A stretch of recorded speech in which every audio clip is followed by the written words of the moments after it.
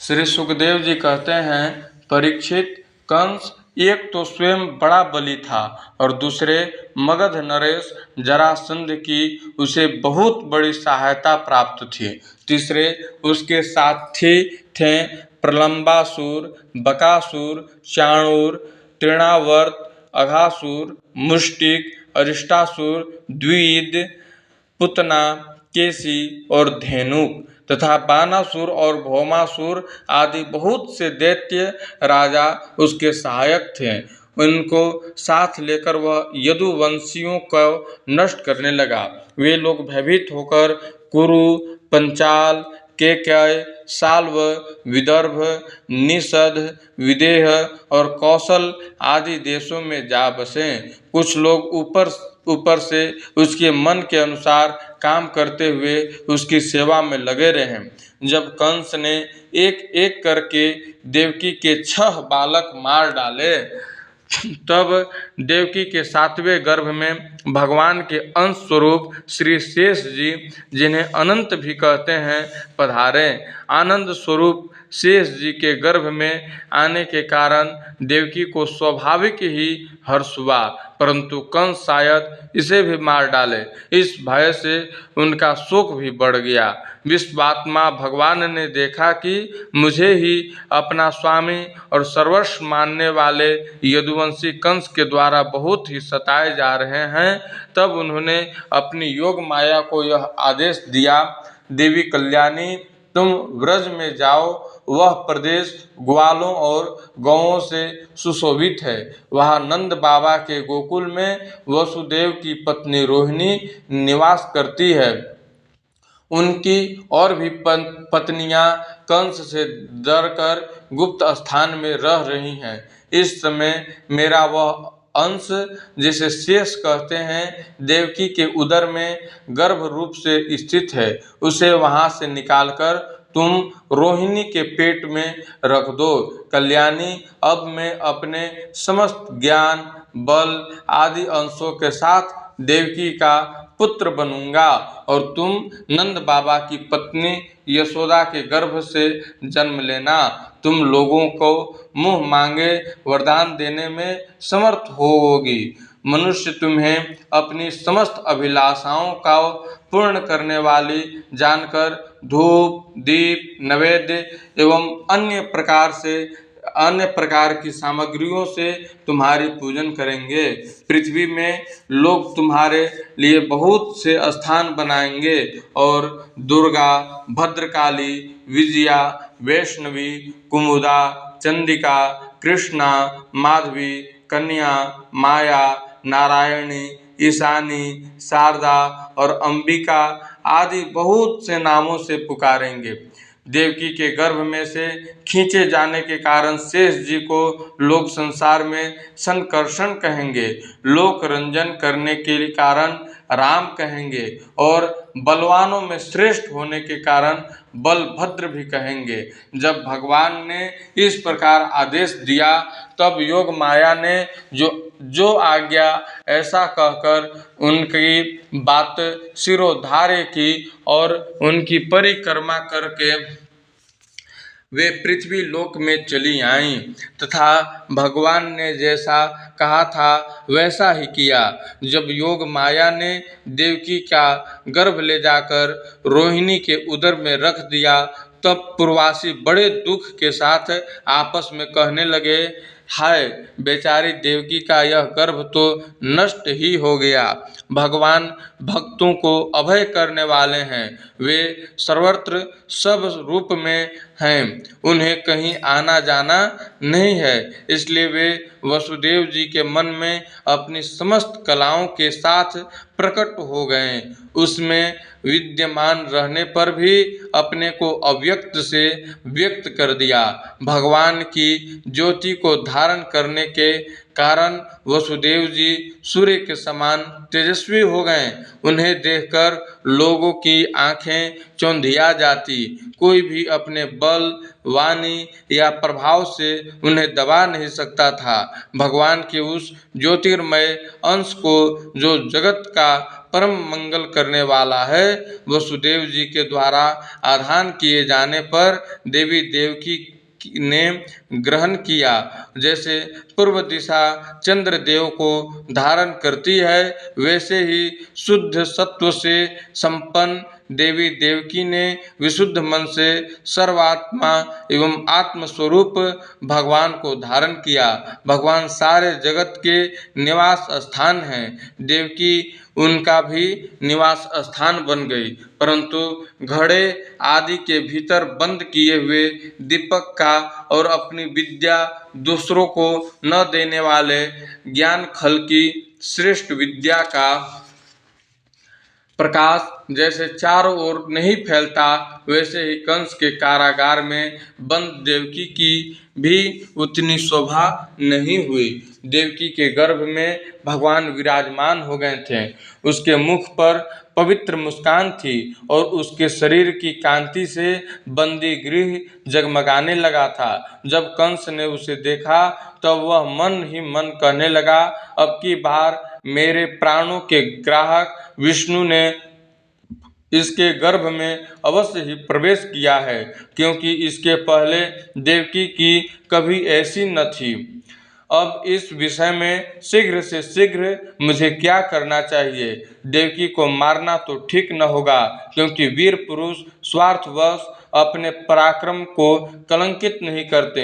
एक तो यह स्त्री है, दूसरे बहन और तीसरे गर्भवती है। इसको मारने से तो तत्काल ही मेरी कृति, लक्ष्मी और आयु नष्ट हो जाएगी। वह मनुष्य तो जीवित रहने पर भी मरा हुआ ही है, जो अत्यंत क्रूरता का व्यवहार करता है। उसकी मृत्यु के बाद लोग उसे गाली देते हैं। इतना ही नहीं, वह देहाभिमानियों के योग्य घोर नरक में भी अवश्य अवश्य जाता है।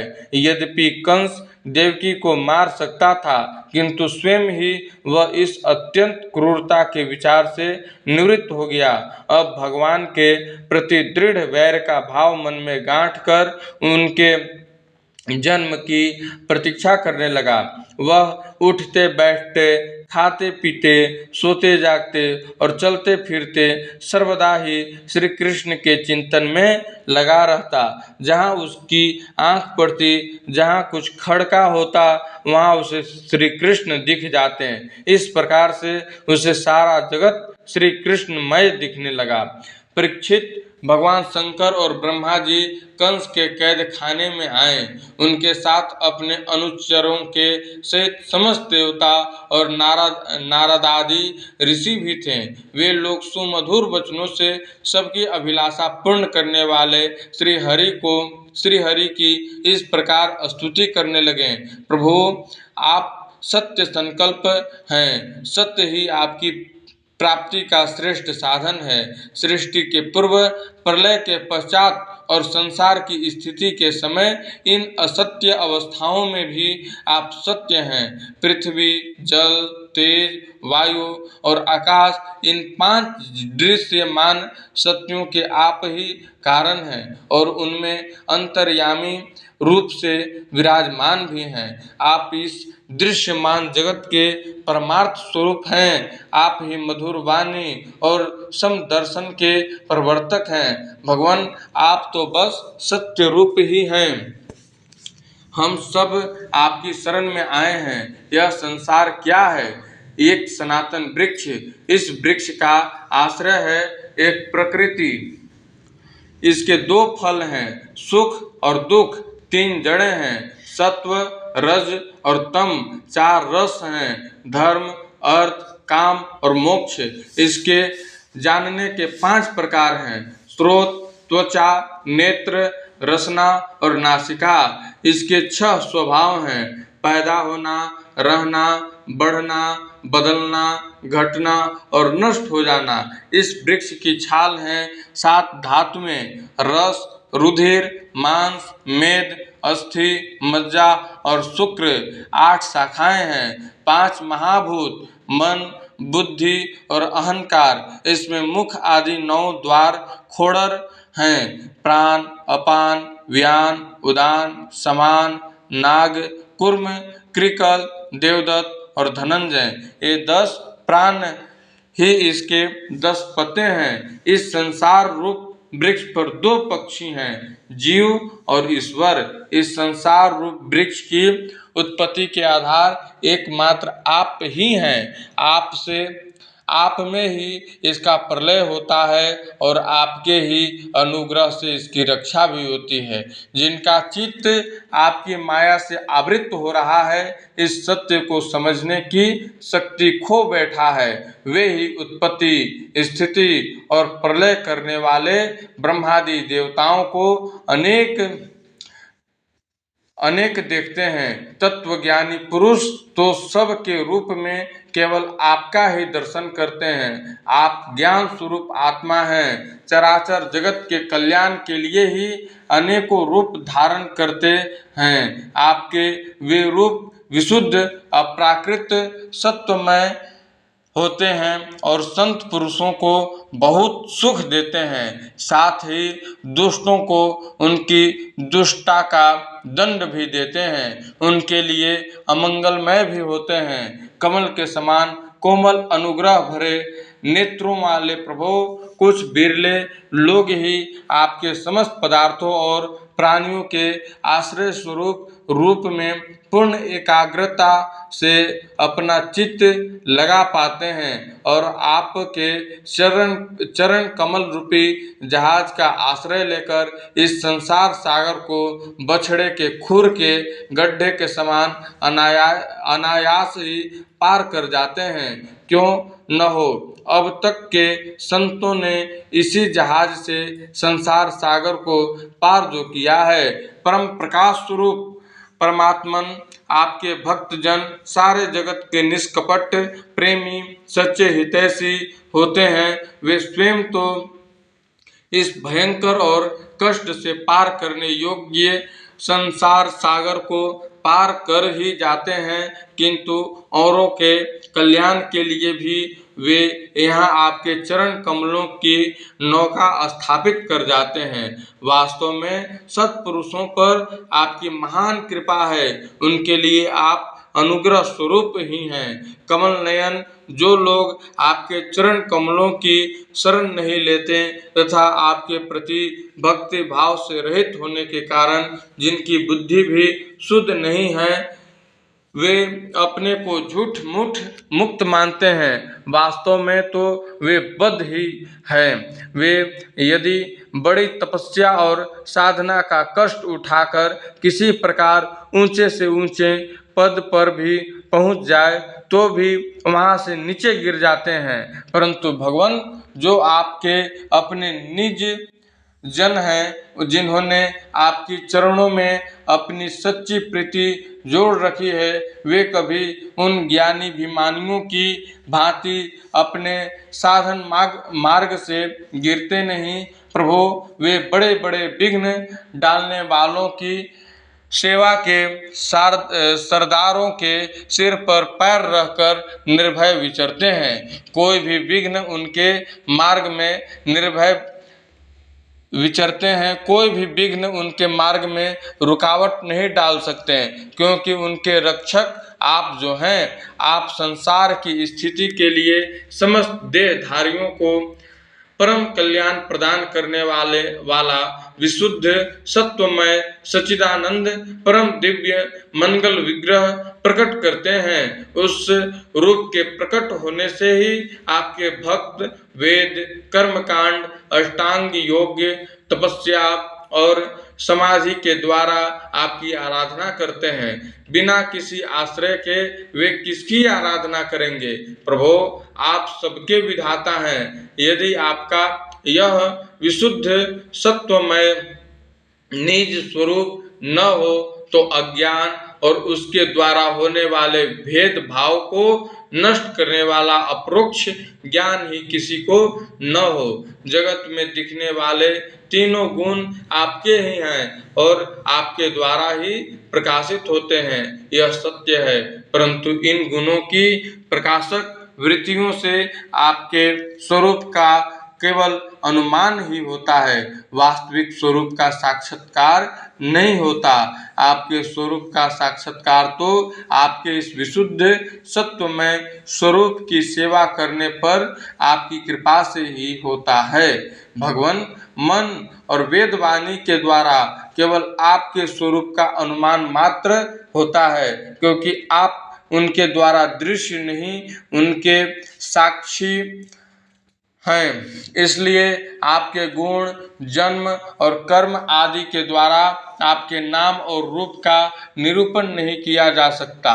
फिर भी प्रभु, आपके भक्त जन उपासना आदि क्रिया योगों के द्वारा आपका साक्षात्कार तो करते ही हैं। जो पुरुष आपके मंगलमय नामों और रूपों का श्रवण, कीर्तन, स्मरण और ध्यान करता है और आपके चरण कमलों की सेवा में ही अपना चित्त लगाए रहता है, उसे फिर जन्म मृत्यु रूप संसार के चक्र में नहीं आना पड़ता। संपूर्ण दुखों के हरने वाले भगवान, आप सर्वेश्वर हैं। यह पृथ्वी तो आपका चरण कमल ही है। आपके अवतार से इसका भार दूर हो गया है। धन्य है प्रभु, हमारे लिए यह बड़े सौभाग्य की बात है कि हम लोग आपके सुंदर सुंदर चिन्हों से युक्त चरण कमलों के द्वारा विभूषित पृथ्वी को देखेंगे और स्वर्ग लोक को भी आपकी कृपा से कृतार्थ देखेंगे। प्रभु, आप अजन्मा हैं। यदि आपके जन्म के कारण के संबंध में हम कोई तर्क ना करें तो यही कह सकते हैं कि यह आपका एक लीला विनोद है। ऐसा कहने का कारण यह है कि आप तो द्वैत के लेश से रहित सर्वाधिष्ठान स्वरूप हैं और इस जगत की उत्पत्ति, स्थिति तथा प्रलय अज्ञान के द्वारा आप में आरोपित हैं। प्रभु, आपने जैसे अनेकों बार मत्स्य, हयग्रीव, कच्छप, नृसिंह, वराह, हंस, राम, परशुराम और वामन अवतार धारण करके हम लोगों की और तीनों लोकों की रक्षा की है, वैसे ही आप इस बार भी पृथ्वी का भार हरण कीजिए। यदुनंदन, हम आपके चरणों में वंदना करते हैं। देवकी जी को संबोधित करके माता जी, यह बड़े सौभाग्य की बात है कि आपकी कोख में हम सबका कल्याण करने के लिए स्वयं भगवान पुरुषोत्तम आपकी ज्ञान, बल आदि अंशों के साथ पधारे हैं। अपने ज्ञान, बल आदि अंशों के साथ पधारे हैं। अब आप कंस से तनिक भी मत डरिए। अब तो वह कुछ ही दिनों का मेहमान है। आपका पुत्र यदुवंश की रक्षा करेगा। श्री सुखदेव जी कहते हैं, परीक्षित, ब्रह्मादि देवताओं ने इस प्रकार भगवान की स्तुति की। उनका रूप यह है, इस प्रकार निश्चित रूप से तो कहा नहीं जा सकता। सब अपनी अपनी मति के अनुसार उसका निरूपण करते हैं। इसके बाद ब्रह्मा और शंकर जी को आगे करके देवगण स्वर्ग में चले गए।